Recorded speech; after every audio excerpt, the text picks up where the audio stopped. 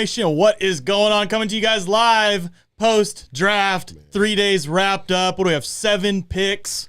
Yeah. And we're done, dude. I mean, This is had eventful. a little roller coaster ride of an NFL draft. Obviously, we had that first day, which threw everybody out of whack. There's a few fans that was like the first turn. Yeah, they tried to like quit on the team. They're not gonna quit. Some did. How can a fan actually? I mean, it's there. You know what I mean? Like even if you try and root for another team, how does it even stick? I don't know. When you have thousands of dollars invested into clothes, tattoos, merchandise, tickets, all I don't get it. But to each their own. I mean, we obviously made up for it, redeemed ourselves with the second pick. You can, Moehrig, yes, dude. I mean, look, if you want to make it seem better, you can flip the picks. Yeah. And so we got Moehrig in the first round, and we got Leatherwood in the second round. Yeah. At the end of the day, it worked out. And if they're both good players, who cares? So shout out to the live chat. I see you guys in there. John Parker, Ivan the Great, Tyler Raider, Al Raider Nation, Anthony, Daniel. I see you guys in there. Yeah. Appreciate you guys always tuning in. It's been a while since we went live.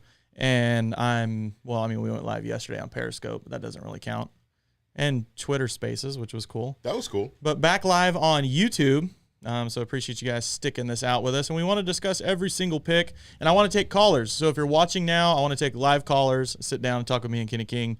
Your thoughts, your frustrations, your excitement about making the playoffs in 2021. I'm excited about winning the Super Bowl in 2021. Hey, that's the type of energy we need right now in the studio. So let's kick this thing off, man. Like I said, it was a roller coaster ride. Alex, I'm going to say Leatherhead. It's there. Like, it's stuck. That's going to be your new – you're going to get a jersey made that says Alex Leatherhead? Dude, that'd be amazing. If it said Leatherhead. Leatherhead 70. And get a leather helmet. Yeah. Old leather helmet. That's the new Superfan. Oh, dude.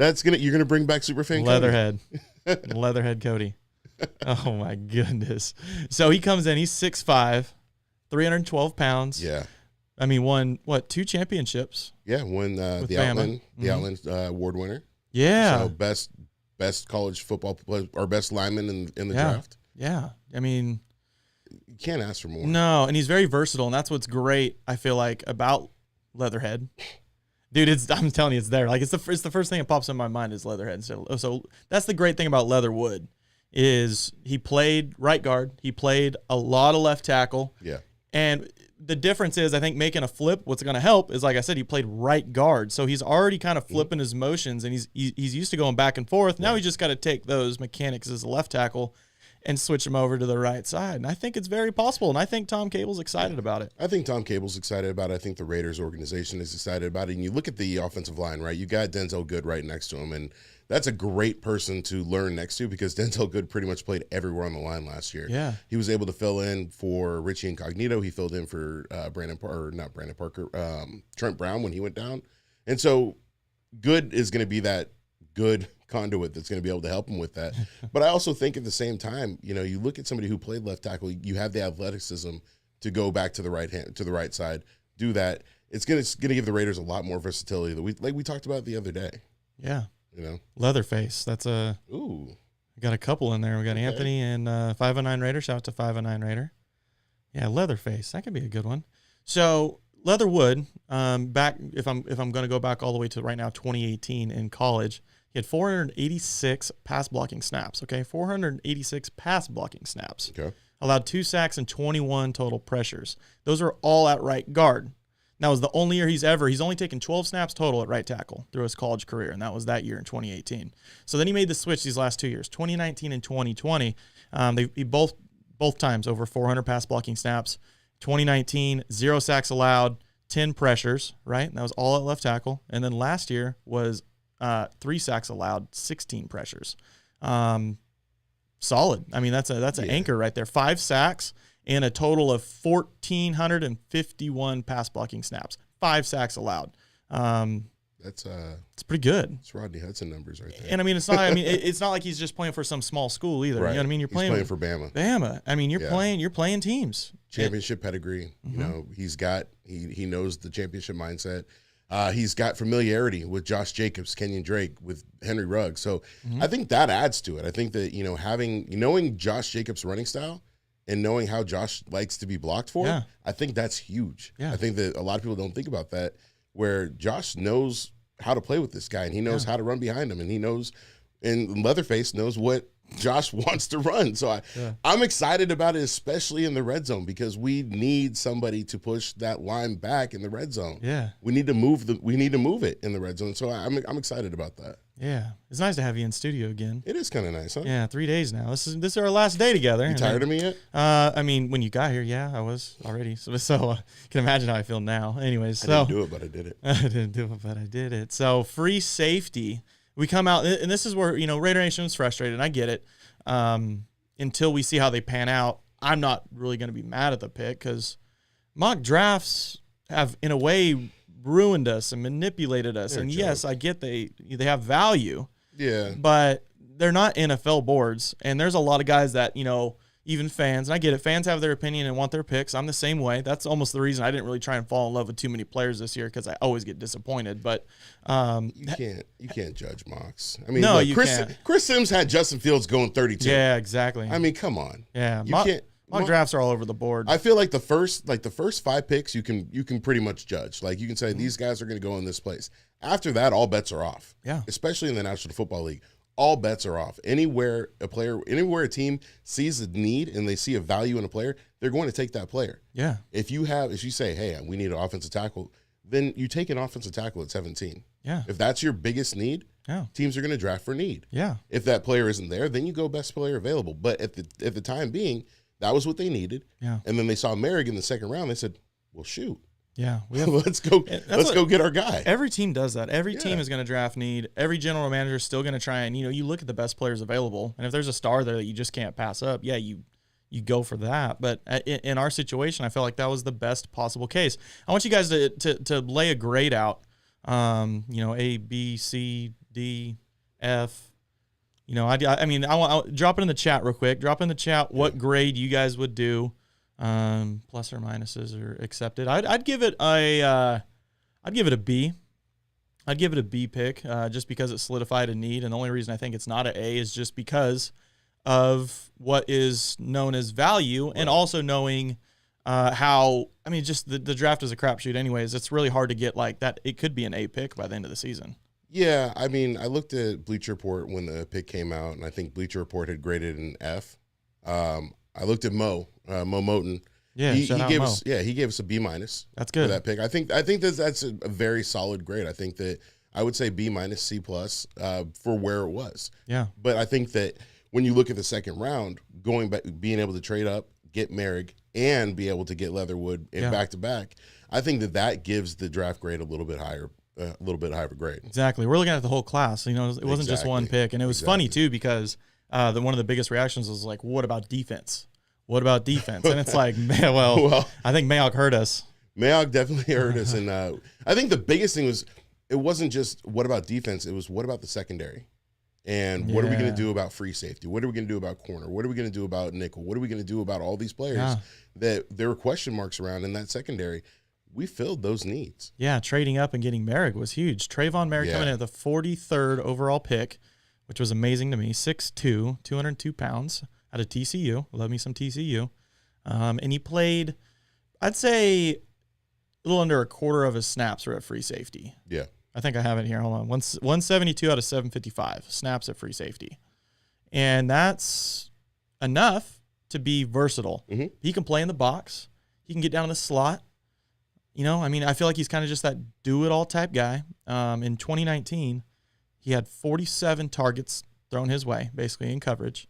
He allowed 25 receptions for yards and 3 touchdowns. 57.8 passer rating allowed, which is amazing. 12 pass breakups. Yeah. That's great in 2019. Then he even steps it up in 2020. I think teams almost realized, let's maybe not throw it his way so much, right? He comes out in 2020. Targets drop, 41 targets. 20 receptions allowed, 208 yards, 2 touchdowns allowed, 51.7 passer rating last year. 8 pass breakups and 2 interceptions. And for a safety, that's good because safety NFL passer ratings are going to look a lot worse than a corner just because you're the dude that can get screwed in coverage and you get all the worst blown up plays. So that's telling me he's not letting plays blow up in his face. And we saw it a lot last year. Last year? Yeah, we saw. And the year before, and the year before that. I mean, you got Reggie Nelson, you got Eric Harris, you got Dallin Levitt, you got Jeff Heath. I mean, look, you finally got a safety Yeah. back there. You finally got a guy who's going to be able to go. And at the same time, we've got Gus Bradley, who's good with young players. Looking through the comments here, I see a lot of A's. I see some B pluses. I see some B's. Are they dropping a grade right now on the Moehrig pick because of the trade up? Right? Yeah. What do we do? Jump 4? We jump 4 spots. What do we do to get him? I think we traded up like 4 spots or something. 4 spots with the Great America 49ers. Yeah, and then we jumped. Yeah. We leapfrogged Cowboys. Yep. Who they expected was going to grab Trevon. Yeah. We have 2 Trevons now in the secondary. Got 2 Trevon M's.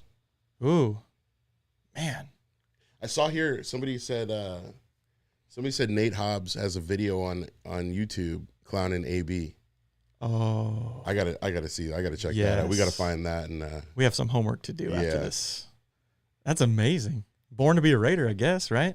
yeah, So drop your grade there. What you guys think about trading up and grabbing Moehrig? I think he's gonna immediately transition into playing right next to Jonathan Abram, as he should, being an early pick, first round talent in the second round. Amazing. Made us feel, I think, really good to, feel like we stole a guy that was in mock drafts valuable. See, but no one ever thinks about that because he fell. You know what I mean? Right. Like, so I had him going 17. I had him. He was when I did my video for who we should take at 17. I had him. yeah, you wanted him. I had Jenkins and I had Parsons. And I mean, for us to get him in the second round, it's a huge steal. Yeah, I'm giving it a A for sure. That's an A for sure. Yeah. Yeah. The trade up, I almost want to give him an A+. Yeah. It's kind of funny. It's almost like Malk did that just to be like, okay, here's your value, guy. Right. Shut up. Shut up and let me keep Shut drafting. up. Oh, man. I was pretty pumped with that. So after 2 picks, we solidified our 2 biggest needs, I would say. Still had secondary holes, like you were saying. Yep. And, yeah, we definitely took care of that. But the next pick was a defensive end out of a familiar place, the 79th overall pick, defensive end Malcolm Koonce. Yeah. I went to school with a Koonce, but it was Koontz. A little different. Same thing. 6'3", 250 pounds. Buffalo. Who do we know out of Buffalo? Ladarius Mack. Yes, him. Yeah. So he was listed in college as an outside, lined up on the defensive line as an edge rusher pretty much the entire time. So he's going to come in off the edge and I think kind of just be that dude that I feel like fills the role that's missing with Arden Key, that we expected the Arden Key to be, the third down guy that comes in off the edge. Quicker, lighter. What is he? He's 6'3", 250. I mean, he's about the same size as Mac. Mac was when he came into the league. Mac's a lot bigger now, but so we'll see how he bulks up. Hopefully, there's some something in the water over there in Buffalo that makes him big like that. Hey, I'll tell you this. I think that I saw the pro comp for him, and I think the pro comp was Yannick Ngakoue. Ooh, and so maybe a little successor or a was he has his mentor in the building at least. I mean, look, I think that anything is better than what we had at Arden Key, significantly better. I was really surprised that we didn't take a defensive tackle in this draft. And I know that Barmore was the best defensive tackle in the draft and he got taken, but I was really surprised, but I also wasn't surprised because we have like 12 defensive tackles on the roster. Yeah. But seeing a guy like Koonce come off the board, coming in the third round, I think it's a good value pick. I would probably give it maybe a C+. Ooh. Okay. That's my thought process on it. Yeah. I mean, I think it's just, man, we have so many defensive linemen. Yeah. It's almost ridiculous. But he came in 2018 and 2019 combined, 85 pressures and 14 sacks through those 2 seasons. And then last year, played 6 games, 26 pressures and 5 sacks in 6 games, which is good. He gets after it. There's production there. Yeah. Now we're going to see what they translate. I don't see him having too much playing time at the beginning of the season. Yeah, that's the thing. I mean, you got to look at it. You got Max, you have Klee, you got Yannick. Like those are going to be your big 3, the rotating guys. He's going to come in. He's going to be most likely a pass rush specialist. He'll be in some of those packages, but we have to think of he's probably going to get maybe 15, 25 snaps a game. I was going to say, I was almost going to say less than that, 10, 15, well, depending on special teams and all that, but unless he shows out in practice, I mean, you know. He could. Yeah, you never know. He could earn it quick. It could be 3 or 4 games in the season. All of a sudden now he's, got a bigger role. Yeah, I like it. Drop that grade for Malcolm Koonce. What you guys think? Defensive end out of Buffalo. That's just one of those small school kids that you don't know if they're going to be good or if they're just going to be an average roster guy like a lot of them are. But you never know. You could, diamond in the rough, get him into an actual program. I mean, if he was Yeah. playing for a big school, he could have maybe been a better player. Now you're getting him into this new fancy Raiders facility, right, in Las Vegas. The Raiders. The Raiders. And we're going to see what he can develop into with the right equipment at his disposal. Get on that Deuce Gruden plan. Oh, deuce. Man. So we had back-to-back picks again this year, just like we did last year. Hopefully one of these guys isn't getting traded before the season starts. 80th overall, Divine Deablo. Yeah. Diablo. Diablo. Diablo. Is it Diablo? Diablo? Diablo. I don't know, but I thought it was interesting that he wore all white for his draft party. But his name was Diablo. Oh, interesting. Yeah. Maybe he's trying to kiss up to Mark Davis a little bit. Well, then you'd have to wear the gray Lee dungarees. Oh yeah, with the stained white sweatshirt. Yeah, he could be kissing up to the new owner. He could have known something. If he comes in with a bowl cut, we know exactly what he's doing. Yeah. So this is another. He was basically a safety, but played everywhere. This is Virginia Tech, 6'3", 226, which is very comparable. I would say it's almost like a little like Moehrig. Like I mean, what's Moehrig? It's 6'2", 202. He's just an inch bigger and has a little bit. I think he's pretty beefed up. I think the biggest thing that we're looking at is we've gotten bigger DBs. Yeah, we went from the smaller, shorter guys to we got 6'2", 6'3". I want to see Isaiah Johnson get some playing time. Oh, I mean, look, the guy had 2 game savers for us last season. Yeah, I think that warrants him a little bit more playing time. I think it gets him an opportunity to come into the game and do something. I'm curious to see, but I think Diablo, if I'm not mistaken, I believe Diablo's pro comp was Cam Chancellor.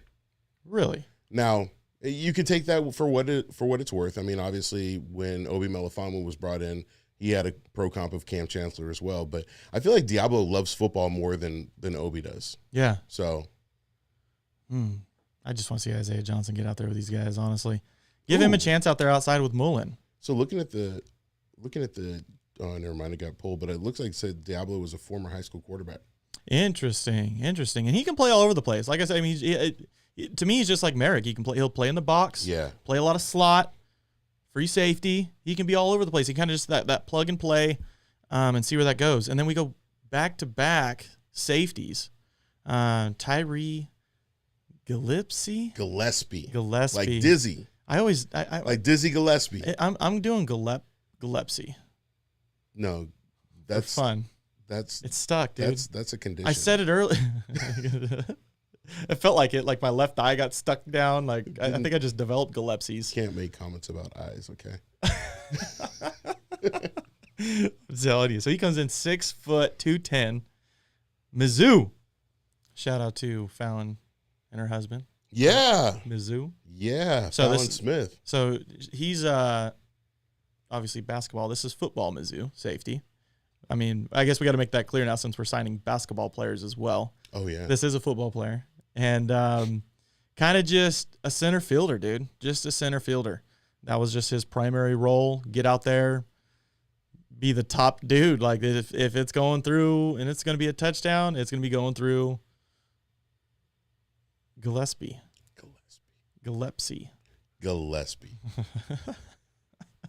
Can we draft guys like the next guy, Nate Hobbs? That's amazing. So easy to say. So, anyways, back to Tyree. I'm just going to call him Tyree. 2018 through 2020, so that's 3 seasons. He had 47 targets, 27 receptions allowed, 7 touchdowns, no interceptions in those 3 years. A little concerning, but 4th round pick. You're not going to go out there and draft a bunch of Pro Bowlers every single round. He could be a solid depth dude. And I as we saw even with Muse last year, like it was kind of already like I don't want to say we're drafting special teamers, right? But we want to draft guys, I think, that can have those roles of being able to just be a football player. And I think this is kind of one of those picks. Fun fact about Tyree Gillespie is he actually held Kyle Trask to 8 yards. Ooh. And he stopped Najee on the goal line. See, that's why. So those are, that's why he's never going to be the next Darren Waller. Darren Waller wouldn't get held to 8 yards. No. Who's going to hold Darren Waller to 8 yards? Honey Badger? We were talking about that. He's so the Waller comp is there over and over and over again. Right. But he's very like maybe in the college realm, he was a Darren Waller comp. In the NFL, he's not a Darren Waller. No, Darren's way. I mean, he's bigger. He's stronger. Way bigger. I think that you look at the college realm. Of course, he's going to be pro comp to him because that's the closest comparison. But I mean, you get into college or you get into the pros, it's completely different. Darren's bigger. He's been doing more things. What's up, neighbor Dave? How you doing there, buddy? You know, point to your comment there. That's funny. But I think that you kind of got to put him at that pro comp. But I think that Kyle Pitts is going to be a stud. Don't get me wrong. I think he's going to be an absolute stud. Bust. I think he's going to be a stud, especially with Matt Ryan. But, giving that comp of Darren Waller, it's tough to give him somebody right now. One catch. That's in the comments. Held Pitts to one catch. Amazing. I don't think Darren Waller's ever been held to one catch. Not by some fourth rounder. Top two, and it ain't two. So in the 5th round, again, secondary. Nate Hobbs. I'm sensing a trend here. Nate Hobbs. It's almost like we needed some secondary players. It's crazy of course, safety was a big need, but it's crazy how we're still kind of making our rounds for corners when we have, we talked about it last night, we have Mullen, who's an early second rounder. Yep. We have Arnett, who was a first rounder. We have Abram, that was a first rounder. We have Carl Joseph, who was a first rounder. And now we have a second rounder in Moehrig. And we're doing everything that we can. I think it's just up to Gus Bradley. Like, we got to do something here. We got to turn this defense into what we've been wanting it to be the last 3 years. And it obviously didn't happen with Gunther. I mean, the guy. I've never said his name like that, and I don't know why I just did. Gunther. The guy. I mean, look. Anybody that says I don't know how to prepare for this game in a press conference before a game, I'm sorry, all bets are off. I can't win with you. So Illinois here, Nate Hobbs, 6 foot, 195 pounds. He's more of like he played a lot of outside. It seemed like he would follow some guys around. He played in the slot a little bit. He was in the box. He blitzed. He had a couple sacks. He had like 2 sacks throughout his college career, which is nice.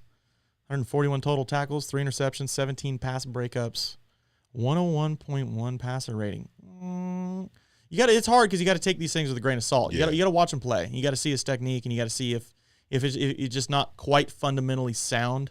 It just needs to kind of get back to the basics. And I think that's luckily with a lot of these DBs, we're going to be doing that with Bradley. He's eliminating the mental thought process, and I think allowing these guys to be more instinct players. And we talked about that already before with Abram. Obviously, I feel like that's what he thrives more on. You see the bad angles, you see him getting there late. I think it's just because there's so much of a mental aspect. He's not able to trust his instincts as much, and I really want to see that with Mullen. Yeah. Also, who was the guy that we just had? I was talking with RaidersBeat.com. Shout out to RaidersBeat.com. Make sure you go subscribe to their website and all. They try and bust out a bunch of breaking news articles and little tidbits and nuggets, things that are being said, people talking trash about the Raiders. Put some stuff to bed. It's pretty good. RaidersBeat.com. I was talking to him 2 days ago. Rashawn Melvin was whenever he came in. Yeah. Right? We brought him in. He was pretty good. Yeah.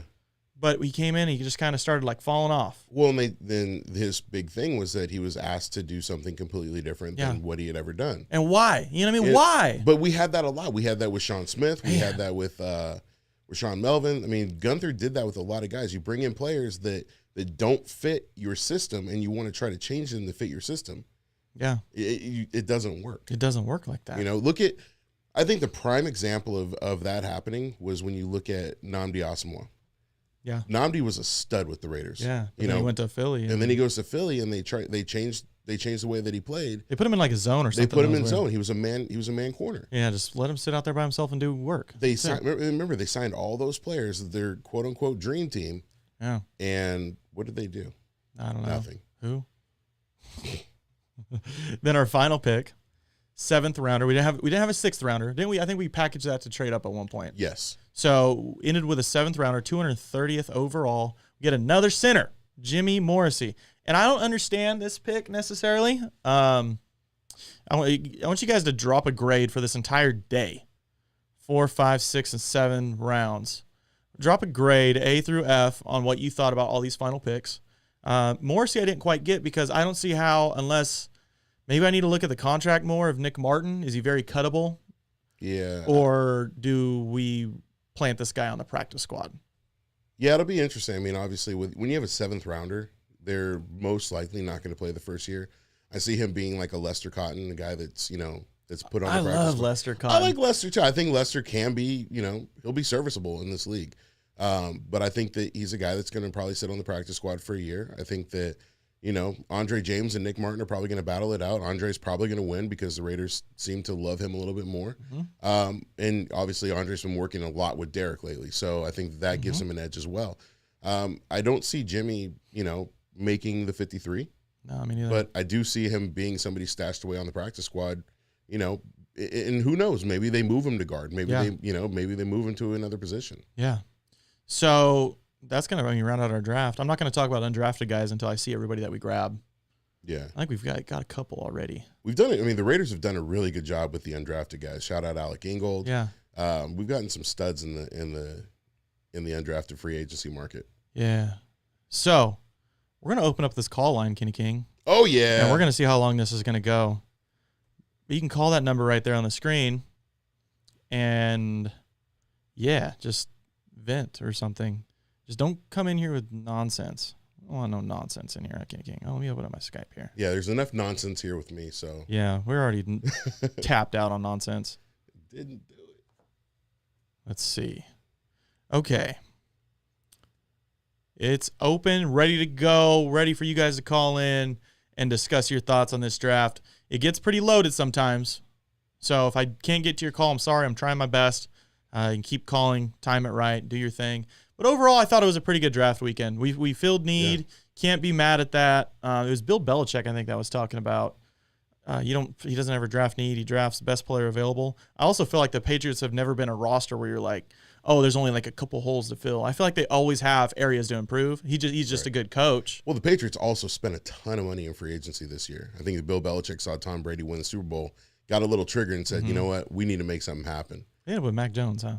They did end up with Mac Jones. I think that's probably the best place for Mac Jones because I think if he went anywhere else, it wouldn't be good.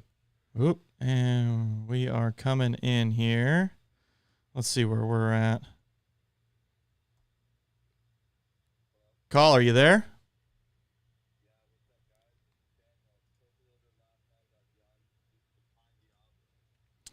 I don't know if it is coming through on the stream. Hold on one second here.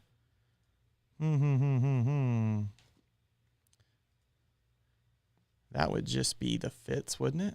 Yeah. I'm going to drink some water. Yeah, whatever, dude. Let's see here. Carry on the chat here, Kenny King, while I work on some of this. Looks like Michael Naylor says he's waiting for a follow back from you. Who's that? Michael Naylor. Naylor. I'm waiting for a follow back from you, too, Cody. That's a great last name. You don't follow me. It's weird. Oh, Naylor. Oh, okay. I was thinking of something different. Drop in the chat what do you think the overall draft grade was. I want to see what some of you guys think. I give the Raiders a B. I think the Raiders had a pretty solid draft. think that's yeah, you can justify that, I would say. Yeah. Let me see how we're doing here. Yeah, let those comments fly. Let's see how we're doing. Still waiting for the follow back. Raiders will always be trash. 49ers. Oh, there we go. Fake fan that just left. There we go. Oh. Carlos Gonzalez, why are you watching a Raider channel if the Raiders? Oh, he's a 49er fan? Yeah. They obviously don't have any good content creators at the 49ers, apparently. I mean, you know. I think Gruden wants the Raiders to run downhill 60% of the time. Carr will play action, drop, throw darts. I think that Gruden wants to run a lot more. I think that's why you bring a guy like Leatherhead in. See, now you got me doing it. Leatherhead. But yeah, I think that's why you bring a guy like Leatherwood in, is because he's a phenomenal run blocker. Yeah, I don't know if this is going to work here, fellas. I don't think that we can hear the caller going through. That's unfortunate. Michael Naylor said he would name his first son Woody. So it'd be Woody Naylor. Oh, man. Woody. Woody Naylor? Yes, he would. Yes, he would. Anyway, so needs were addressed. What would justify an A? I feel like you can't. Shout out to John Q in the chat. I feel like Okay, we're gonna have to get out of that for now. Sorry, guys. Unfortunately, we can't take callers because my system's not going through, and I don't know why. So, I hate technical difficulties, Kenny King. So, I think justifying an A is going to be after the season. Yeah. To see how they do, or in a year or two. You know what I mean? It's just like the first Mike Mayock draft with Farrell, and like everyone's giving them like, oh, draft sucked. You know, C, D. People grading them F. And then it ended up being probably the best draft class of the year. Yeah. So I feel like early grades are just kind of reactionary. Those picks are always based off value. Once again, mock value. Yeah. And so you can't really place a value on a player that you haven't seen play in the NFL. Yeah. And I think that's the biggest thing is, you know, we talk about this all the time. You can't label a player a bust after 1 year. Yeah. You know, you look at Alex Smith, prime example. Alex Smith, his first few years, had horrible seasons, but it was because of coaching. He goes to Kansas City and becomes a playoff quarterback. Yeah. You know, you look at guys like Josh Allen. Josh Allen was another one that people called the bust his first year. Yeah. He ended up being a pretty damn good quarterback. Exactly. So I think that, you know, I think people are quick to call players busts. I think people are quick to label that bust and because they don't want that player, but it's really hard to judge and to grade something based off of something you haven't seen. Exactly. Yeah, 49ers have horrible creators of content. Rough Raider 76. I was about to say your name. I'm glad I didn't, but I appreciate your comment. I just want to say Raider fans don't deserve Cody and Kenny. I love you guys. I don't deserve Kenny, and I don't deserve all the good listenership we always have. We always have a great audience and great commenters. Love you guys always chiming in and being level-headed. It seems like we have a pretty optimistic audience. Obviously, pessimistic people aren't going to like listening to me too much. True. I always see glass half full. But that's kind of why we watch football for me, you know, right? Mm-hmm. We try and enjoy it. And it's like kind of a little getaway from life. You know, you don't want, like, you know, everyone has struggles in their life. I want to, you know, get in here and watch Raiders football and unplug. And, yeah, they still piss me off. But, of course, you know. It's just, I mean, it's just like any relationship, right? You know, you can be in a relationship, but that relationship's going to make you mad sometimes. Yeah. But you can't walk around in that relationship and be pissed off perpetually. Yeah. You know, you can't go into it with poop colored glasses and say, well, this is just the worst thing ever. And I'm going to go into this pissed off every day. Like, you can't do that. So I look at things like, hey, you know, let's make the best of it. Yeah. I see Carlos, the 49er fan, still in there. Vinny Thomas, giving thanks to the Winers for trading with us so that we can get Moehrig. I agree. Shout out to your 49ers in there. Trevon will be the best. I love it. Honestly, we're a defense away from actually like making a playoff run. I agree. I mean, I agree. Top 20. Give us top 20. Only time we had top 20 was 2016. Yeah. The year that we always talk about. But that's what we're trying to do again. But be better. Because I feel like that wasn't even like that. I mean, you can have any opinion you want, but I feel like that wasn't that good of a team. But they were clutch and they were committed and they loved playing football. And I feel like that's what we were missing last year. I felt like we had the talent last year too, but it just felt like when things started to kind of slip away, and things weren't always going good. A loss or two, one bad loss after that. After that KC loss, it was. And what's sad is there was no excuse for that either because it was such a close game. But there was no leadership in that defensive locker room. And I think that a few players have come out and spoke about that and said that, you know, there wasn't a lot of discipline, there wasn't leadership. I think that Paul Guenther was not, you know, Will Compton said it best, you know, good coach, good guy, horrible leader of men.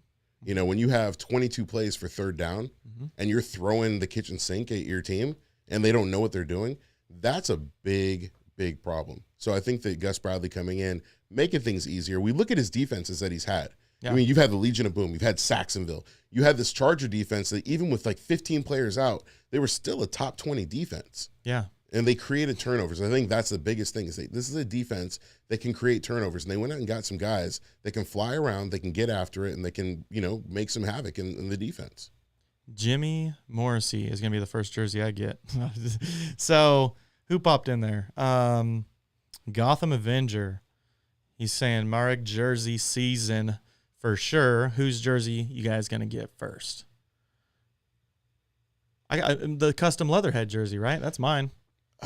I'm not buying a jersey. You're not buying a jersey? No, I'm not buying Beth a jersey. That's for sure. No, buy Beth. Actually, I'm gonna stop that. We'll stop it right there. Buy Beth a Aaron Rodgers jersey. Oh man, I knew where this was gonna go.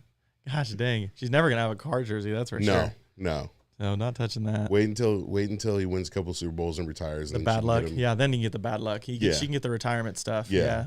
We can't pop that on her too soon. The only thing is, I mean, she has the Woodson jersey. That's fine. It took me a long time to even get a card jersey. I'm not a quarterback guy. Believe it or not, nobody's ever going to believe me when I say that. I've never been a quarterback guy. Like the quarterback position was never the flashy thing. I always got DBs.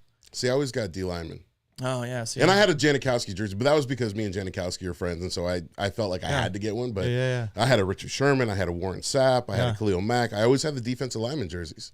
Telling you, I'm a DB guy. And obviously I can do running backs. I got a 33, Oh, I wonder why. Only because my name's on it. Good stuff. So, guys, as we close out, drop in the comments where you're listening from. Or watching from. We're going to be turning this into a podcast and dropping more podcasts here pretty soon. So as soon as we're done recording this, we're going to hop back in, obviously with no video feed.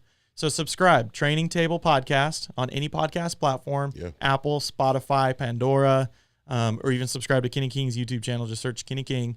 We're gonna be popping out some podcasts here on my feed as well. There could be some changes to my feed in the near future, but I'm still gonna pump something out this weekend for you guys to wrap up everything and hopefully talk about. We're gonna see kind of some of these undrafted guys. Yeah. Talk about them a little bit and see who's popping in. And you never know with them, but it would be cool to see maybe one or two make the roster. But no, we're sitting out of the voluntary OTAs.